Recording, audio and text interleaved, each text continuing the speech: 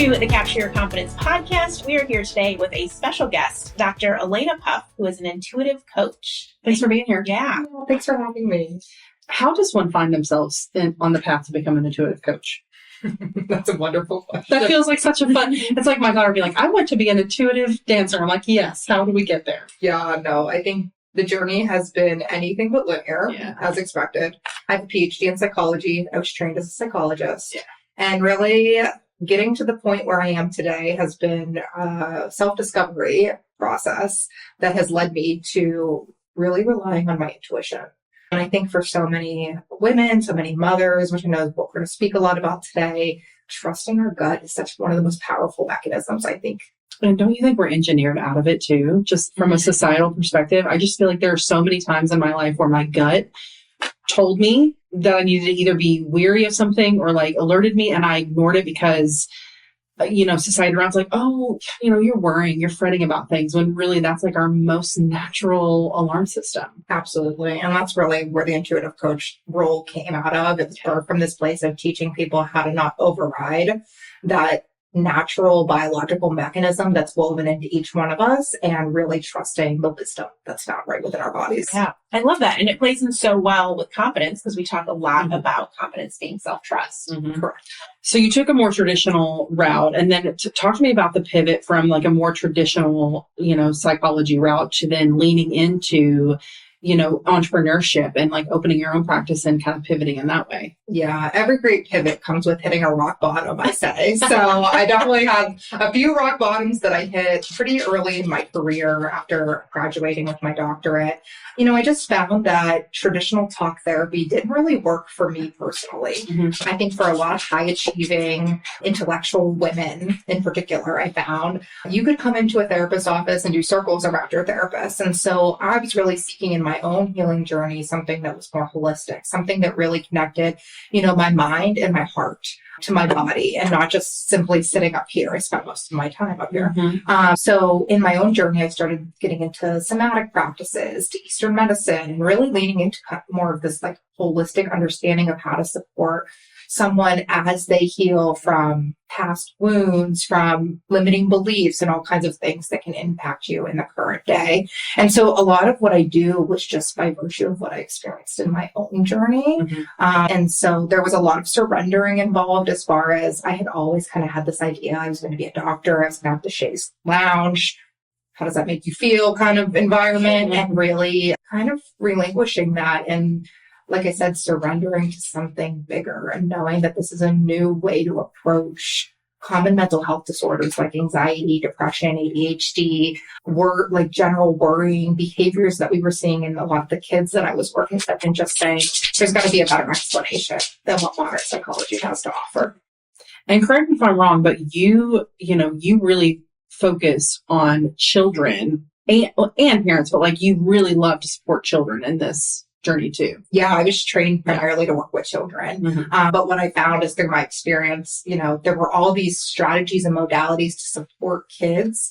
But one of the most effective strategies that I found in my over 10 years of work now is supporting parents, Mm-hmm. not only in understanding their kids, but understanding themselves. Yeah. I mean, how many podcast episodes and different things that we listen to and content out there around this idea of working on yourself so that you can work on your kids, right? Where you go to listen to something and you're like, okay, this is going to tell me how to solve all of my children's problems. And then most of it is like, oh, let's just pull that mirror out and work on ourselves. And one of my favorite things I always say, like, there's no bigger personal development journey than either building a business or having a child. Yeah. And so many of your people are doing both of those things, which I think is like the most radical, like trial by fire gauntlet of fixing your stuff, right? I mean, it's the hardest thing ever. So talk to me about, what different things entrepreneurs face in parenthood that maybe other people who just have like regular 9-to-5s are not experiencing. Yeah, that's a great question, and really something that I kind of fell into as I began my entrepreneurial journey. I was meeting with these kids, and as I was speaking with their parents, a lot of them were entrepreneurs. And here I was walking simultaneously my own entrepreneurial journey, and really I brand myself as a new age entrepreneur. You know, I really believe in connecting to my own beliefs that I'm part of something bigger and using that to guide my business rather than the old paradigm of like work hard and grit and grind, because that's realistically how I burned out of my first 2 careers. And so I knew that I had to approach it and do something different in this one. But as I was talking with these parents and hearing their struggles, it really brought up so much in me around what was the intention of becoming an entrepreneur in the first place. Yeah. For many people, it was around gaining freedom so that I could show up for my kids' soccer game, so I could pick my kids up after school, so that I could be present at dinner. You know, that's why I left corporate. That's why I left education. That's why I left the medical field. Like, I heard these stories coming up over and over again. But what was coming forward in these conversations simultaneously was that my business was beginning to feel like a ball and chain. And it was actually limiting me from my ability to be fully present.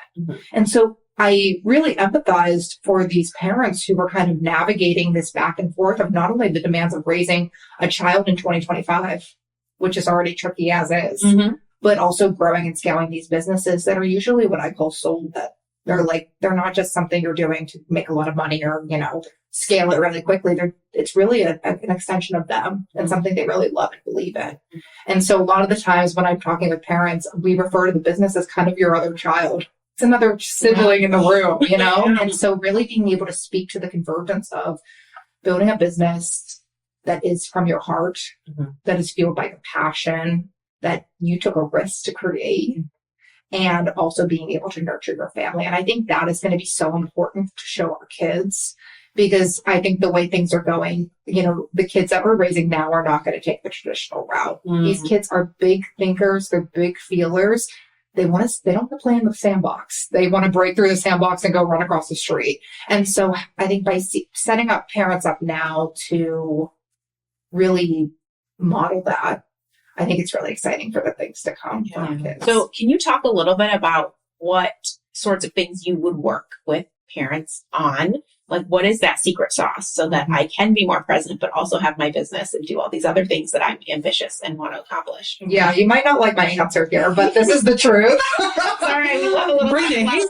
Doctor, put me in my place. Everyone shifted their chair for a second. Deep breath.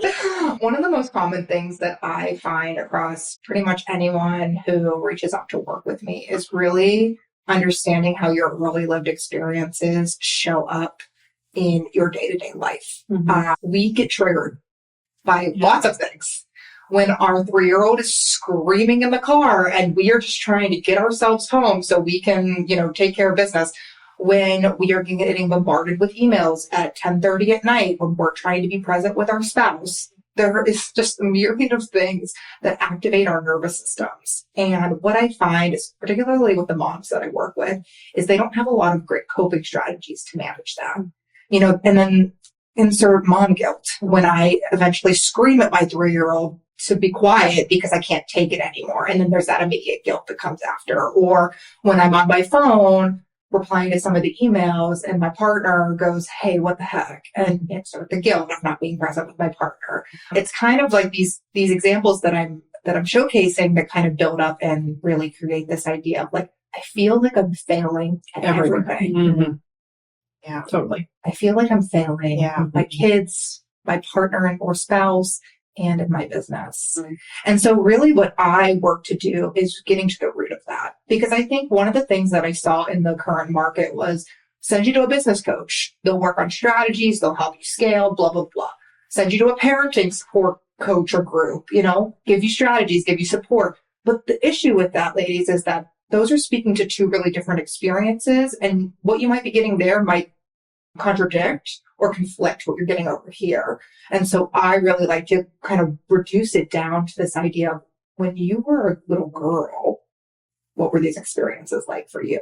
Because psychologically, you know, I'm trained in understanding how those early lived experiences unconsciously project onto everything in our lives, whether it be relationally or through our work or through the values and things that we're teaching our kids. And so by helping people build a level of awareness of that, and I think for, again, high achieving smart women, they're usually pretty self-aware. They're like, yeah, I know, but how to translate that into action? Mm-hmm. How do we actually pass that? How do we let that go so that when our 3-year-old is screaming, we have some strategies in our pocket to downregulate, as I call it, be able to say, okay, take a few breaths, and then be able to go back and turn to the back seat and be able to handle that situation. Yep. How do I create that boundary with my business so that at 10:30 I can be fully present there and not, feel like if I don't answer these emails, I'm a terrible business owner or I'm not worthy of finding success. And so it's really sitting in those internalized wounds that we all carry. We all carry them, and really healing those. And then from there, what sprouts up is being able to parent with ease, being able to be in a relationship or a marriage with ease, being able to build a business with ease. Yeah. One of the things that I find even in my own social circle of entrepreneurs, like people will not seek out support until it's already a situation where they're like way past due for support. And so can you give us some early signs that you might need to seek out some additional support in order to help you manage the phase of life that you're in? Yeah, great question. I started working with my coach before I even started my business. Yeah. And that was one of the best decisions I ever made because I had no idea when I decided to, put my post in the ground and start my own business, how much that business was going to project my own wounding. Yeah, for sure. Same when they hand you that baby in the hospital and you're like, oh my gosh, you have no idea in that moment. So my advice is if you have a business, seek support, period. Like even if it's just a temporary kind of an audit, I think it's a great idea to get in there and understand what's functioning in your business well and what is like a consistent theme that's coming up that's really challenging. Those early signs, when you're already in it, I would say are probably mere symptoms of burnout, and that's something that I think for a lot of women we can identify with as just general fatigue, kind of waking up and like either feeling incredibly anxious or incredibly drained to start the day, feeling like you're more reactionary, not only with your kids, but maybe your staff at work or maybe with clients, having trouble balancing things. I mean, when you're starting to really see yourself decompensate kind of across those environments, that's usually a sign that, it's time to have somebody come in there and support you through it. And my approach is different, I think, than most like business coaches, because business coaches really approach these kind of conversations with, I'm the expert, look at my business, I'm going to teach you how to do what I did. I don't believe in that because your business is going to inherently look really different than mine, just like yours would look different than the two of ours. Again, going back to intuition, it's trusting you. Nobody knows what's best for your kids than you as their mother. Yeah. Nobody knows what's best for your business than you, the individual who is stewarding it, who created it. And so my approach comes from a place of empowerment. How do I hold up the mirror and say, hey, don't forget who the heck you are. Don't let the overwhelm get in the way of what you know to be true, and helping women trust that. Yeah. I mean, you are helping people flex their confidence muscle, which is something that we talk about a lot at the core of it. Because, once I can trust myself, then I can start to release some of the burnout symptoms, right? That we're talking about. So what's the most common pushback you get from clients? Because I have to imagine we have a lot of listeners who are ambitious women who think that going down this road is, you're just going to tell me I'm doing too much, or I'm going to have to do less, or I can't. There's no way I can get this off my plate, right? I mean, because it's really common what we hear when we're talking to people. So what's kind of some of the more common pushback you get? And then when someone actually decides to commit to the process and comes out on the other side, what do the benefits of that look like? Great questions. I would say the number one piece of pushback is time. Yeah. Time poverty is real for my entrepreneurial mamas. Yeah. Like, I don't have time to meet with you. Yeah. Look at my schedule. And I'm like, it's crazy. It's a busy schedule. So yeah, I get a lot of pushback of like, I just don't feel like I have time. And then second to that would be, sometimes I'll be working with families and they'll be like, see my kid before you see me. Like, take care of the kids before me. Yeah. And that's a beautiful invitation to have a conversation around. Like, you'll make the space for your children to meet with me. And if you really want to help your kids, you'll fix you. Yeah, if you really want to if you want to help them, like, this is the way. I know. And that there's a lot of fear that comes up for sure around that. looking in that mirror is scary. Mhm. And I honor that because not everybody is in a place in their journey to be ready to do that. I hope to carry the embodiment of like, hey, my life, I was chronically ill, depressed, working a dead end job just a few years ago. Like, I hope to embody like, this is possible. This is not some secret sauce or crazy thing that I went through. This is really just trusting what I always knew to be true inside me. So yeah, I think between time and like deflecting to something else and like kind of that fear are probably the top two things. However, when I work with women who say yes, I praise, this is the most courageous thing we'll ever do. It's a matter of putting your pride aside, and really honoring that, you're so committed to breaking this cycle that's likely coming down your lineage and choosing to parent differently, choosing to love your family differently, choosing a career that is not the standard punching the clock kind of energy to it.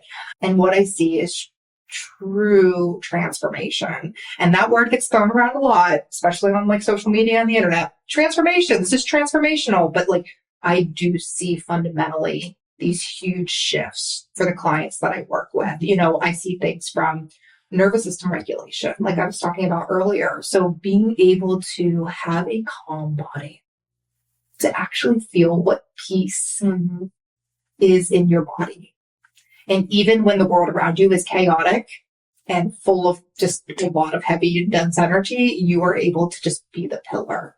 And what happens with that is what we call co-regulation for our kids. When our kids feel peace in us, they'll feel peace in themselves. And that's something they'll carry for the rest of their days. So like one of the most powerful things you could do is be the pillar for that. Other things that I see is women really shift relationships in their life. So understanding familial patterns that are coming up, the grandparents are coming over and I'm stressed. I just worked all week. I don't know how to navigate appropriate boundaries with, grandparents or extended family. It's resolved. One of the things I have noticed, like in my own personal journey with therapy, and I notice this too with other entrepreneurial women, like when you decide to be an entrepreneur, you're likely like the black sheep of the family. And you're likely the kind of person who just like never got the validation you needed. And the therapist actually is the only person who ever says to them, look how brave you are. Look at what you're doing. And so they do become this like voice of validation that so many adults missed because they were different, because they looked different or wanted something different. And so like, Lord's work to you, because it's really hard to be a person who is changing everything and doing your whole life differently than the way your family would have wanted it for you, right? Yes. But it doesn't mean they're wrong or bad. It just means their family can't understand and didn't have the capacity, right, to support them in the way they needed it. 100%. I hear that correlation to black sheep often. Yes. Not only just in the entrepreneurial space, but just cycle breakers in general, who are even parenting their kids differently. Yes, totally. What do you mean you don't spank your kids? Well, it's actually really a problematic practice because imagine, just think about it for a second, the dynamic of like, I'm this bigger person putting my hands on this child. What is that communicating to them? I hear parents talk about how their grandparents are like, he just needs a good butt whooping. And I'm just like, being able to have these conversations or being able to stand firm and like, we are choosing a different way. It is tough. And I think it's really exciting that, the group of people that I'm working with and people in our community are choosing something different. And I love being able to support that. I think in addition, other benefits that I see is just, going back to the confidence piece. So much of being an entrepreneur, as you guys know, is around really being able to stand in the room. To get in the room and stand confidently in what you are bringing to the table. So whether it's sales calls, whether it's marketing, whether it's putting yourself out there in different networking circles, I see the women that I work with just be able to do that with such ease, where it was so anxiety producing or they were jumbling their words. Even the messaging in their business gets clearer.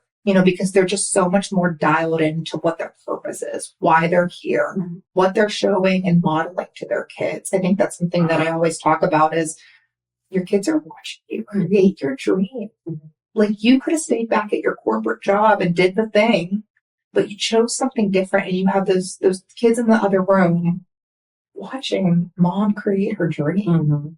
And like, what a gift. I mean, when we tell our little girls, you can be anything you want. who better to model it? Yeah. And we talk about this all the time, like our ability to show and tell. Yes. So powerful. So, we are talking on our podcast about our upcoming conference, State of Women, and our theme this year is working smarter in life, career, and motherhood. And honestly, it sounds like managing boundaries and emotional regulation and all the things that we have been talking about spill into all areas of your life and benefit clients, right? When they're working with you. Absolutely. We may think we're coming into it with, okay, you're going to help me with my business, or you're going to help me with my calendar, or you're going to help me parent better, but it really touches on all areas. Truly. And I think that's what I'm most excited about, Yeah. Is being able to offer a service that's all encompassing, that has that holistic property to it. Because I think in our modern society, like I said, you kind of get farmed out, go talk to a business consultant, go to a parenting group, like send your kid to therapy. And it's like, you're farming all this out, but really like what I want to make clear today is that like everything you need is already inside of you. Mm-hmm. Like as women and as mothers, like we are one of the most powerful beings on the planet, in my opinion. And so just helping, kind of going back to that confidence piece, helping women unleash and recognize the potential that has always been inside of them. I talk to my entrepreneurs all the time. I was like, you quitting your job to do this was one of the most courageous things I think you can do in this lifetime. Mm-hmm. There's a lot of uncertainty. There's a lot of unknowns, but you did it anyway. So like you've already jumped off the cliff.